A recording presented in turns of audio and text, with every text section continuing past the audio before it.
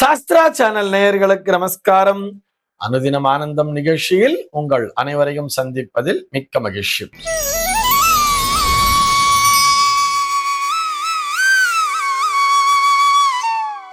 இன்று 24/1/2026 இந்த நாள் குறித்து பஞ்சாங்கம் என்ன சொல்றதுன்னு பார்க்கலாம் வாங்கோ. இன்றைய தினம் விஸ்வாவசு வருடம் தை மாதம் 10ஆம் தேதி சனிக்கிழமை. திதி பார்த்தோம்னா வளர்பிறை ஷஷ்டி திதி இரவு 12:40 வரைக்கும் இருக்கு. அதனை தொடர்ந்து வளர்பிறை சப்தமி திதியானது வந்து விடுகிறது. இன்றைக்கு நட்சத்திரம் பார்த்தோம்னா உத்திரட்டாதி நட்சத்திரம் மதியம் 2:14 வரைக்கும் இருக்கு. அதனை தொடர்ந்து ரேவதி நட்சத்திரம் என்பதும் வந்து விடுகிறது. மதியம் 2:14 வரை, அதாவது உத்திரட்டாதி நட்சத்திரம் இருக்கின்ற வரை இந்த நாளானது ஒரு சித்தயோகம் கூடிய நாளாக இருக்கிறது. அதனை தொடர்ந்து மரண யோகம் என்பதும் வந்து விடுகிறது. இதுபோக பஞ்சாங்கத்திலே வரக்கூடிய யோகம் அப்படின்னு சொல்லி பார்த்தோம்னா இன்றைக்கு சிவம் அப்படிங்கிற ஒரு நாம யோகத்தை கொடுத்திருக்கா. கரணம் பார்த்தோம்னா கௌளவம் அப்படிங்கிற ஒரு கரணத்தை கொடுத்திருக்கா. இந்த நாளானது ஒரு மேல் நோக்கு நாளாக அமைந்திருக்கிறது. இன்னைக்கு என்ன ஸ்பெஷல் அப்படின்னு சொல்லி பார்த்தோம்னா இன்றைய தினம் பஞ்சாங்கத்திலே இந்த ஷஷ்டி விரதம் அப்படிங்கிறத கொடுத்திருப்பா. ஆக ஒவ்வொரு வளர்பிறை ஷஷ்டி நாளிலும் விரதம் இருப்பவர்கள் இந்த நாளினை பயன்படுத்தி கொள்ள வேண்டும் என்பதற்காக நினைவூட்டுகிறோம். சென்னையை பொறுத்தவரை இன்றைய தினத்தினுடைய சூரிய உதயம் என்பது காலை 6:39 சூரிய அஸ்தமனம் என்பது மாலை 6:02 சந்திர உதயம் என்பது பகல் 10:23 சந்திர அஸ்தமனம் என்பது இரவு 10:56 சம்பவிக்கிறது. பிரம்ம முகூர்த்தம் பார்த்தோம்னா நாளைய தினம் அதிகாலை 4:58 முதல் காலை 6:39 வரையில் நீடித்திருக்கிறது. சென்னையை பொறுத்தவரை இன்றைய தினத்தினுடைய ராகு காலம் என்பது காலை 9:30 முதல் பகல் 10:55 வரையிலும், யமகண்டம் என்பது மதியம் 1:46 முதல் 3:11 வரையிலும், குளிகை காலம் என்பது காலை 6:39 முதல் 8:04 வரையிலும் சம்பவிக்கிறது. தினாந்தம் பார்த்தோம்னா இன்றைய தினம் இரவு 1:55 கொடுத்திருக்கா. சூலம் பார்த்தோம்னா இன்றைக்கு கிழக்கே சூலம் பகல் 9:41 வரையில் அந்த சூல தோஷம் என்பது உண்டு. அதற்குரிய பரிகாரமாக தயிர் அருந்திவிட்டு கிழக்கு திசையை நோக்கி பயணிக்கலாம் அப்படிங்கிறதையும் சொல்லி இருக்கா. இன்றைய தினத்தினுடைய ஆன்மீக தகவலாக, இது ஆன்மீக தகவல்னு சொல்றதை விட ஜோதிட தகவல் தான் சொல்லணும். ஒவ்வொரு சனிக்கிழமை நாளுமே நம்ம வந்து மெடிக்கல் அஸ்ட்ராலஜி அப்படின்னு பார்த்துட்டு வரோம் இல்லையா? அந்த வரிசையில இன்னைக்கு என்ன பார்க்க போறோம் சொன்னா, இந்த இதயத்தில் அடைப்பு உண்டாவதற்கான காரணிகள் என்ன?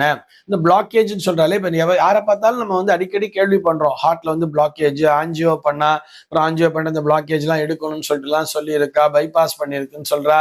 இப்படின்னு நிறைய நம்ம யாரை பார்த்தாலுமே ஒரு 40 வயசு 35 வயசுல இருந்தே சொல்ல ஆரம்பிச்சுட்டா, ஆஞ்சியோ பண்றாங்கிற மாதிரி. இதற்கு நம்முடைய ஜாதகம் தான் காரணமா, கிரகநிலைகள் தான் காரணமா அப்படிங்கிறது தான் விவாதிக்க போறோம். நிறைய பிளாக்ஸ் இருக்கு அப்படின்னு சொன்னா அதுக்கு வந்து நம்முடைய உணவு பழக்க வழக்கங்களும் காரணமாக இருக்கிறது. இந்த ஆஞ்சியோ அப்படிங்கிற விஷயம் ரொம்ப சர்வசாதாரணமா கேள்விப்பட்டு இருக்கோம்.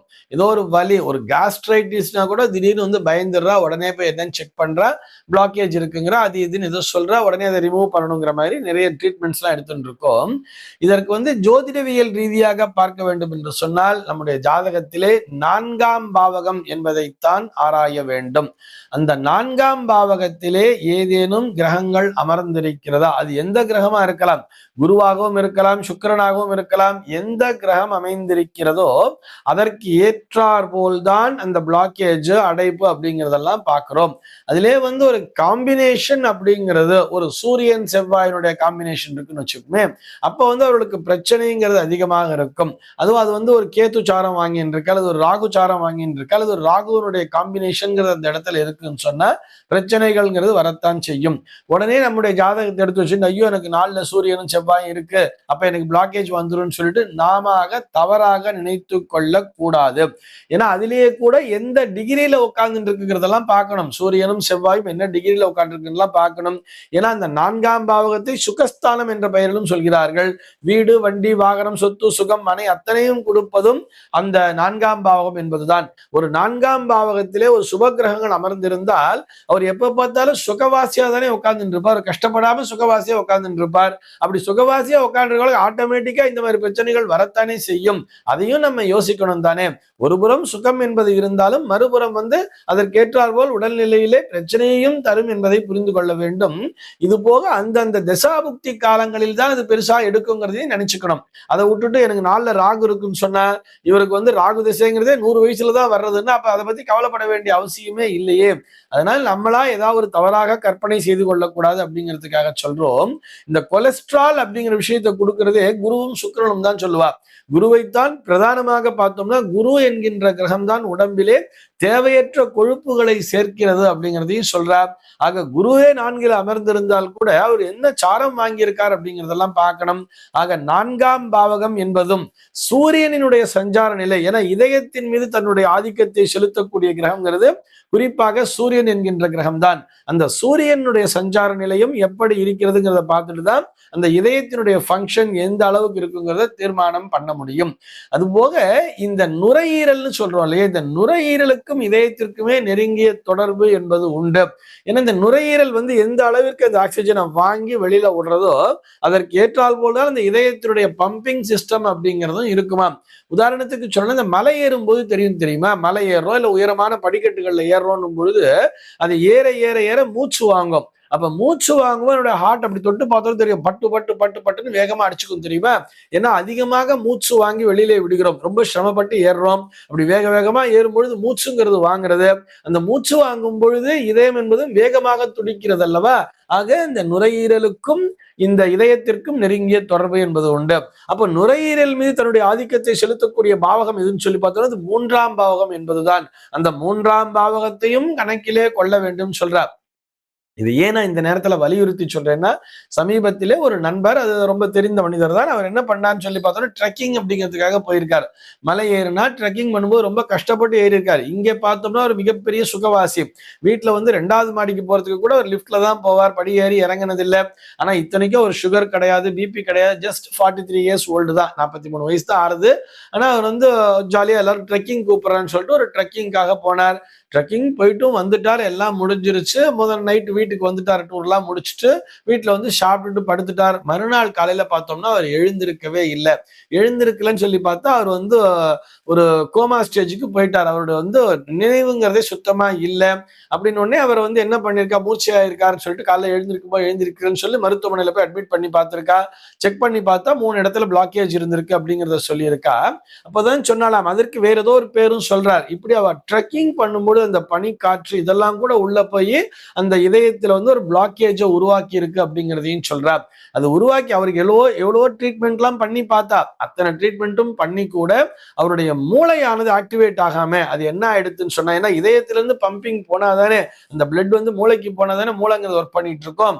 ஒரு குறிப்பிட்ட நேரம் வரை மூளை பணி செய்யாமல் போனதால் அவர் மூளை சாவு அடைந்து விட்டார் டிக்ளேர் பண்ணி கடைசியில் இந்த மனிதர் இறந்தும் போய்விட்டார் அப்படிங்கிறதுக்காக சொல்றோம்.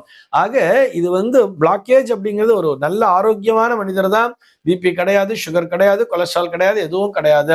ஆனா அந்த ட்ரெக்கிங் பண்ணும்பொழுது மேலே ஏறும் பொழுது அந்த மூச்சு காற்றானது ஏதோ ஒரு விதத்துல போய் அந்தந்த இடத்துல ஒரு பிளாக்கேஜை கிரியேட் பண்ணியிருக்கு அப்படிங்கிற விஷயத்தெல்லாம் சொல்றார். இப்படி நிறைய விஷயங்கள் எப்படி வேண்டாமானாலும் வரலாம்ங்கிற மாதிரி எல்லாம் இருக்கு. ஆக நம்முடைய ஜாதகத்துல என்ன பண்ணணும்னு சொன்னா அந்த சூரியன் செவ்வாயை பார்த்து தெரிந்து கொள்ள வேண்டியது. சரி, இதெல்லாம் நாங்க பார்த்து என்ன பண்ண போறது, எல்லாம் தெரிஞ்சுக்கிறதுல என்ன இருக்கு அப்படிங்கிறத விட நம்ம என்ன பண்ணணும், இதற்கான தீர்வு என்ன அப்படின்னு சொன்னா, இந்த சூரியன் என்கின்ற கிரகம் தான் அந்த இதயத்தின் மீது தன்னுடைய ஆதிக்கத்தை செலுத்துகிறதுன்னு சொல்றோம். அடிக்கடி சொல்லிட்டே வருவேன். இந்த ஞாயிறு போற்று அப்படிங்கிற ஒரு நிகழ்ச்சியில கூட நம்ம பார்த்தோம். என்னன்னு சொன்னா அந்த சூரியனிடம் இருந்துதான் நமக்கு தேவையான ஆக்சிஜன் அப்படிங்கிறதே கிடைக்கிறதுன்னு சொல்றார். இப்ப என்ன பண்ணணும், தினந்தோறும் அந்த அதிகாலை பொழுதில எழுந்திருத்து அந்த சூரிய நமஸ்காரத்தை பண்ணணும் தானே. அதைத்தான் நம்முடைய பெரியவர்கள் இந்த சந்தியா வந்தனம் என்ற பெயரிலே நமக்கு வலியுறுத்தி சொல்லி இருக்கிறார்கள். காலை மாலை இருவேளையுமே பண்ணுங்க. மத்தியான நேரத்துல மாத்தியானிக்கெல்லாம் பண்ண முடியலன்னா கூட காலை மேலை இருவேளையுமே சந்தியாவந்தனத்தை பண்ணணும். சார், சந்தியாவந்தனம்ங்கிறது அந்தணர்களுக்கானதுங்கிற மாதிரி பிரிச்சு பார்த்தால் கூட இது அந்தணர்களுக்கானது மட்டுமல்ல, எல்லோருக்குமே உண்டுங்கிறதையும் அடிக்கடி வலியுறுத்தி சொல்லிட்டே வரேன். அதெல்லாம் பண்ணலனா கூட, அனுஷ்டானம் பண்ணலனா கூட அந்த சூரியனை வழிபடுவதில் ஒன்றும் தவறு இல்லையே. இயற்கையிலேயே நம்ம கண்ணுக்கு தெரிந்த கடவுளாகவே சூரியனை பார்க்கிறோம். அப்படி இருக்கும் பொழுது டெய்லி இந்த சூரிய ஒளியை காலங்காத்தால ஒரு 1/2 hour வாங்கிக்கிறது ஒன்றும் தப்பில்லையே. அந்த சூரிய ஒளியின் மூலமாக அந்த சூரிய கதிர்கள் நேரடியாக நம்முடைய உடம்பிற்குள்ளாக இறங்கும் பொழுது அது அழகா நம்முடைய இதயத்தை நல்லபடியாக செயல்பட வைக்கிறது. அந்த பிளாக்கேஜை எடுக்கக்கூடிய ஒரு ட்ரீட்மெண்ட் எங்க இருந்து வருதுன்னு பார்த்தா அந்த சூரிய ஒளியிலிருந்து தான். அந்த நாள்ல மட்டும் இதெல்லாம் இல்லாமலா இருந்திருக்குன்னு நினைக்கிறோம். நிறைய பேர் மரம் ஏறுவா, இறங்குவா, மூச்சு ஓடுவா, எல்லாம் பண்ணுவா. இந்த மாதிரி நிறைய விஷயங்கள் வந்தா கூட அவர்கள் தினந்தோறும் அந்த பேர் பாடியோட இந்த சூரிய ஒளியை வாங்கிக்கிறா இல்லையா. பெண்கள் கூட பார்த்தோம்னா காலங்காத்தால உட்காந்து இந்த குனிஞ்சு நிமிந்து கோலம் போடுவா, எல்லாத்தையும் பண்ணுவா. இப்படி அந்த சூரிய ஒளி மேலே படுகின்ற நேரத்தில் ஒரு பணிகளை செய்யும் பொழுது ஆட்டோமேட்டிக்கா உடம்புக்குள்ளாக ஏதாவது ஒரு கொழுப்பு போய் சேர்ந்திருந்தா கூட அந்த சூரிய ஒளி அந்த வெப்பமானது என்ன பண்ணுதுன்னு பார்த்தோம்னா அதை கரைத்து விடுகிறது. இதுதான் உண்மை. ஆக என்ன பண்ணணும், நாம் தினந்தோறும் காலையில ஒரு 1/2 hour மட்டும் ஒரு 6 to 6:30 அல்லது ஒரு 6:30 to 7, 7 மணிக்கு மேல வேண்டாம், வெயில் சுரியன்னு படுற நேரத்துல வேண்டாம். அந்த 7 மணிக்குள்ளாக தினந்தோறும் ஒரு 10 நிமிஷமாவது அந்த சூரியனை வணங்குவதில் எந்தவித தவறும் இல்லையே. அதன் மூலமாக நாம் என்றென்றும் ஆரோக்கியமாகத்தான் இருப்போம் அப்படிங்கிறதுக்காக சொல்லிக்கிறோம்.